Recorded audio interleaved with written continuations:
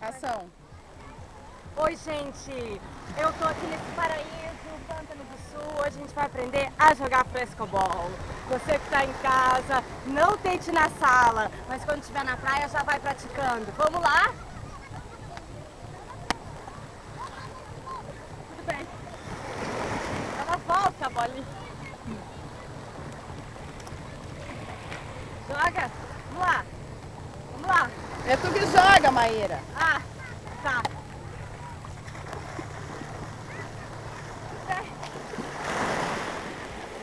É pra se divertir e entrar em forma ao mesmo tempo. Vamos lá.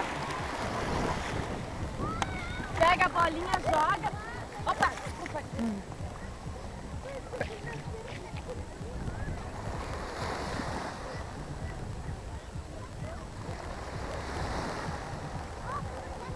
Assim, ó. Se der uma preguiça, pede pra uma criança trazer a bolinha. Tem sempre uma criança por aí desocupada no verão. Vamos lá. Pega a bolinha, joga. Ó. Vamos esperar uma criança aí passar.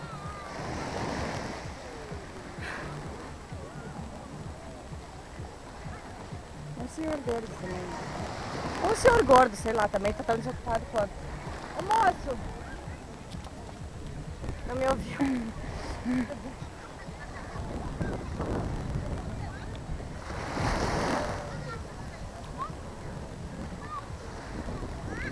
Mantendo o espírito esportivo. Vamos lá, galera.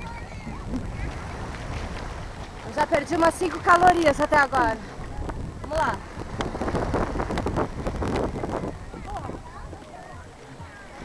Ah, de coisa branca eu não vou entrar lá pra pegar a bolinha. Não dá, né, gente? Pô. Produção, não vou entrar, cara. Não vou entrar com uma coisa branca, eu vou entrar na água, porra. Não dá. Tá, gente?